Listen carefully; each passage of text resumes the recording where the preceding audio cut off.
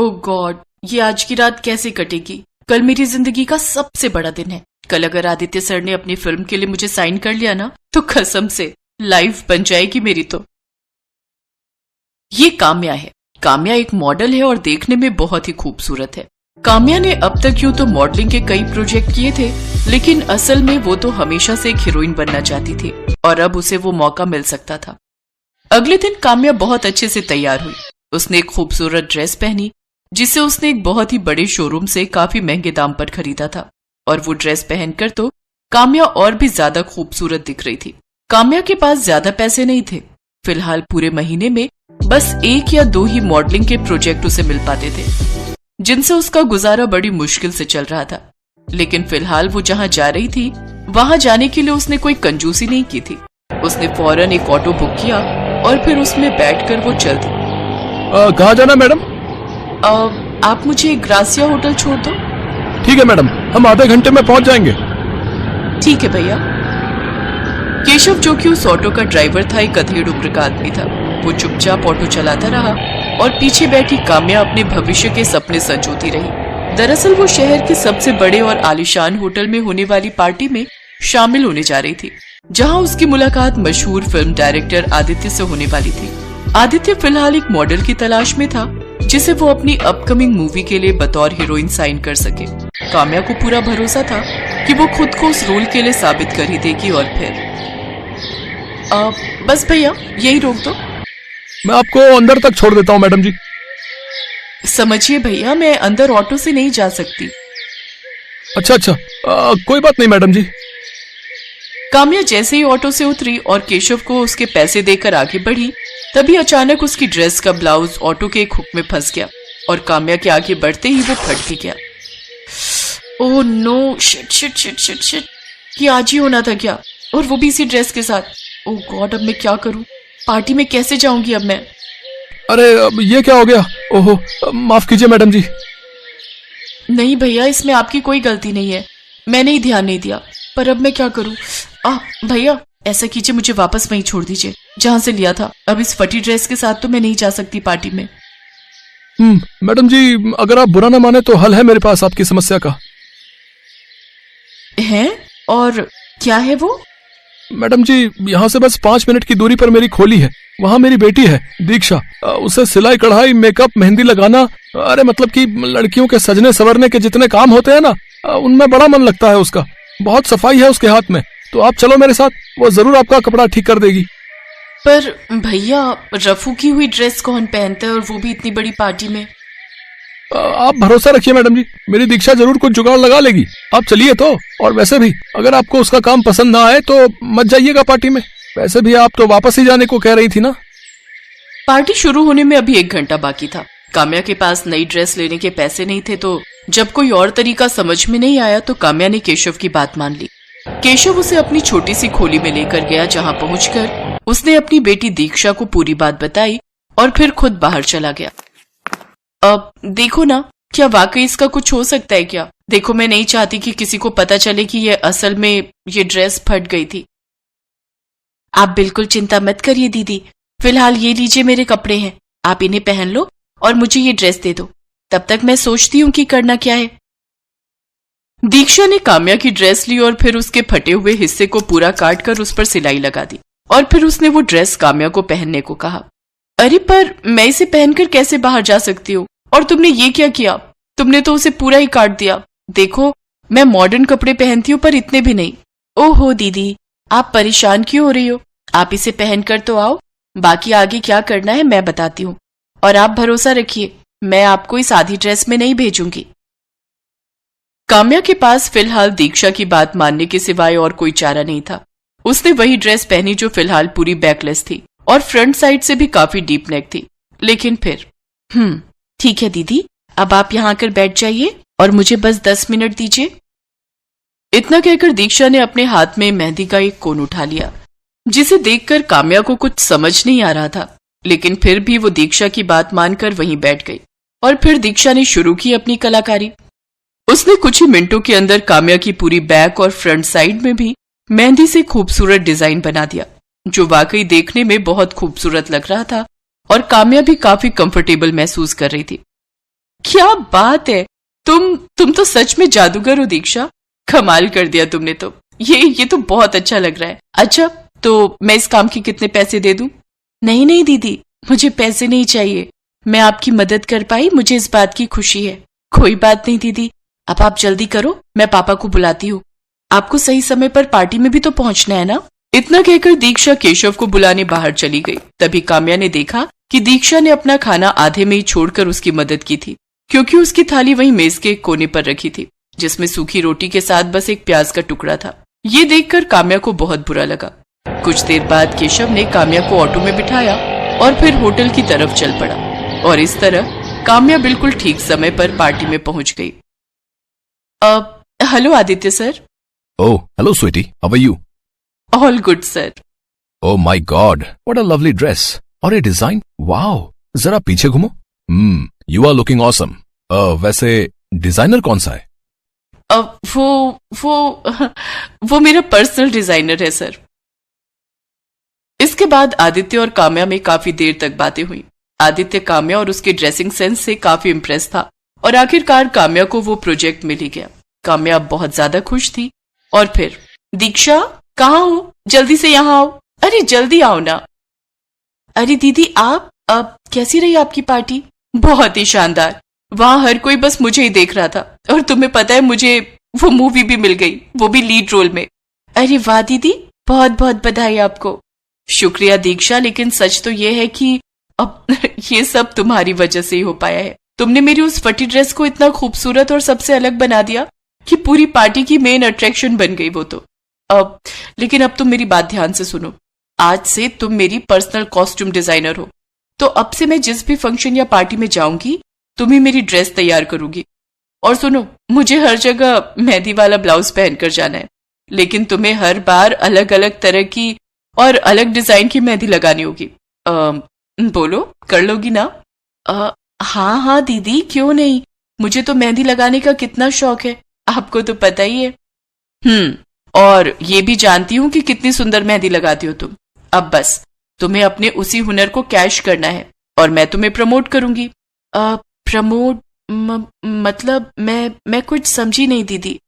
अरे तुम ज्यादा मत सोचो, बस जैसा मैंने कहा है वैसा करती जाओ। दीक्षा ने ऐसा ही किया। अब काम्या जहां भी जाती, दीक्षा से ही मेहंदी वाला ब्लाउज और बाकी की ड्रेस डिजाइन करवा कर जाती, और धीरे धीरे ये उसका स्टाइल सिंबल बन गया, जिसने उसे तो फेमस किया ही, साथ ही साथ दीक्षा के लिए भी कामयाबी के रास्ते खोल दिए। ये लो दीक्षा, ये तुम्हारी पहली कमाई है। नहीं दीदी, मैंने आपको बड़ी बहन माना है, तो मैं आपसे पैसे कैसे ले सकती हूँ? ये पैसे मैं तुम्हें नहीं दे रही मेरी बहन, बल्कि ये उस प्रोजेक्ट का साइनिंग अमाउंट है जो तुम्हें मिला है। मतलब दीदी, अब तुम एक मामूली लड़की नहीं हो, एक मशहूर कॉस्ट्यूम डिजाइनर हो, जिसके बनाए मेहंदी वाले ब्लाउज हर कोई पहनना चाहता है, समझी? मुझे देखकर कई लोगों ने तुम्हें हायर करने की बात कही है, और उन्हीं में से एक ने ये पैसे एडवांस बुकिंग के तौर पर दिए हैं।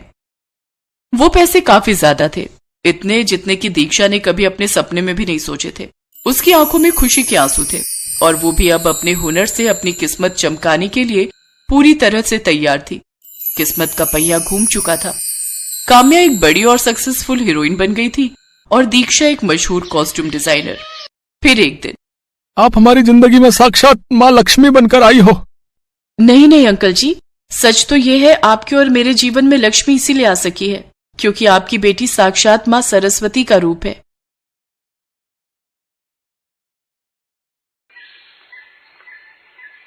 गोपाल बहुत मेहनत से दिन रात चूड़ी बनाता और ठेले पर बेचता। उसके पड़ोस में रहने वाले योगेश की श्रृंगार बिंदी और चूड़ियों की बड़ी दुकान थी, जो बाजार के बीच में पड़ती थी। योगेश गोपाल जैसी बढ़िया और सुंदर चूड़ियां नहीं बना पाता था। एक बार, गोपाल, मैंने तुझे कितनी बार बोला है, पैसा मेरे पास है, दिमाग तेरे पास, तू मुझे अपनी चूड़ियां बेच दिया कर। तू सारा दिन ठेले पर चूड़ी बेचता है और थोड़ी बहुत ही बेच पाता है। योगेश भैया, मुझे इस काम में खुशी मिलती है, भले ही थोड़ा कमा लूं, पर अपनी चूड़ी खुद ही बेचूंगा। ठीक है भाई, तेरी मर्जी। मैं तो सोच रहा था तेरी थोड़ी मदद कर दूं। योगेश भैया, मेरी किस्मत का कोई छीन कर नहीं ले जा सकता। अगर मेरी किस्मत में भगवान ने कुछ अच्छा देना लिखा होगा, तो वो मुझे मिल ही जाएगा।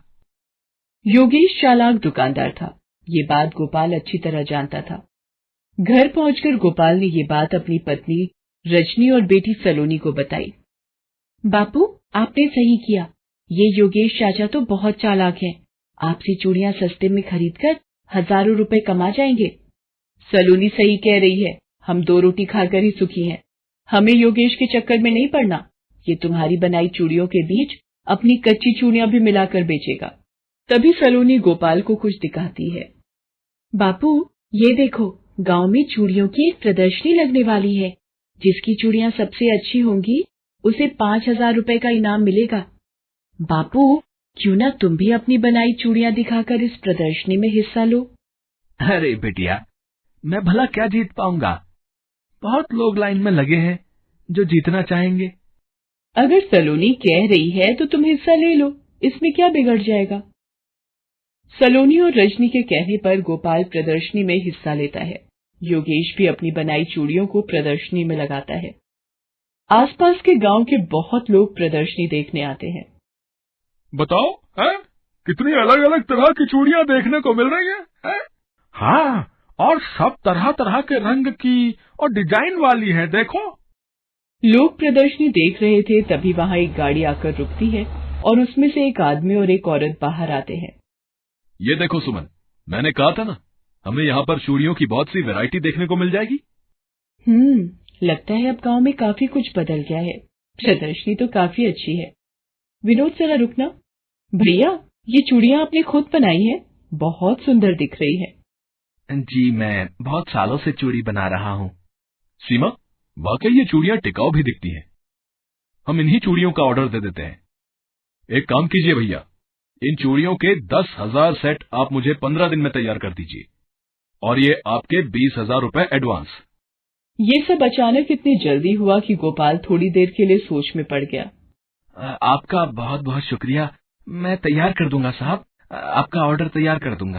विनोद और सीमा प्रदर्शनी में जज बनकर आए थे, पर उन्हें गोपाल की चूड़ियां इतनी पसंद आई कि गोपाल को 5,000 का इनाम भी दिया और 10,000 चूड़ियों का ऑर्डर भी।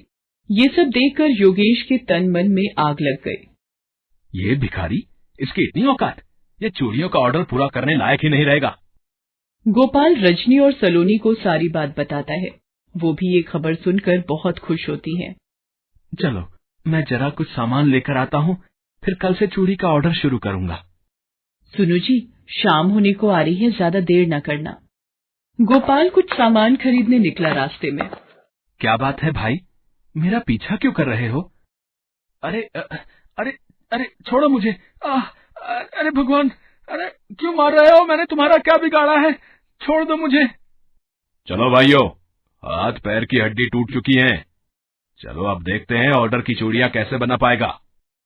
रजनी और सलोनी जब ये खबर सुनती हैं तो दौड़कर उस जगह पर पहुंचती हैं। बापू, आंखें खोलो। सुनो जी, कितना बुरा हाल कर दिया। आखिर आपने किसी का क्या बिगाड़ा था? गोपाल के हाथ पैरों में बहुत चोट थी। किसी तरह रजनी और सलोनी हॉस्पिटल से मरहम पट्टी करवा कर घर लाती हैं। 15 दिन बाद ऑर्डर की चूड़ियां देनी है, कैसे होगा? बापू, आप चिंता मत करो, मैं बनाऊंगी चूड़ियां और 15 दिन में ऑर्डर पूरा करूंगी।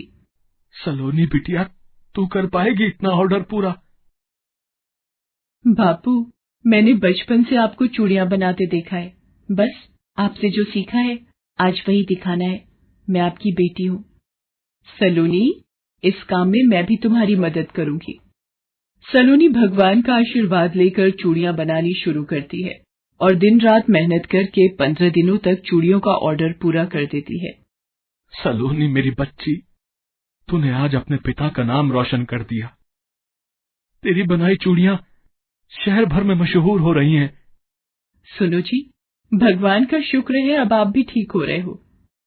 सलोनी, हमें और चूड़ियां बनाने का ऑर्डर मिला है और मेरी बेटी सलोनी के हाथ की बनी चूड़ियां ही तैयार होकर बाजार में जाएंगी। आपको याद आया उस दिन वो गुंडे कौन थे? मैं जानता हूँ रजनी, ये सब योगेश का किया धरा है, पर मैं उसके मुंह नहीं लगना चाहता। भगवान ने सलोनी के रूप में हमें इतनी अच्छी बेटी दी कि इसकी वजह से हमारी सारी परेशानी दूर हो गई। उधर योगेश ने गांव में रहने वाली स्त्रियों को श्रृंगार का मिलावट वाला सामान बेचा जिससे उनकी त्वचा को नुकसान पहुंचा। सिंदूर, लिपस्टिक, काजल, पाउडर उपयोग करने से त्वचा संबंधी रोग हो गए। पुलिस ने योगेश की दुकान सील कर दी। उसे अपने किए की सजा मिल गई और योगेश सिर पीट कर रह गया। उधर एक गरीब चूड़ी वाली सलोनी ने कुछ समय में ही हर तरफ अपनी बनाई चूड़ियों से प्रसिद्धि प्राप्त कर ली।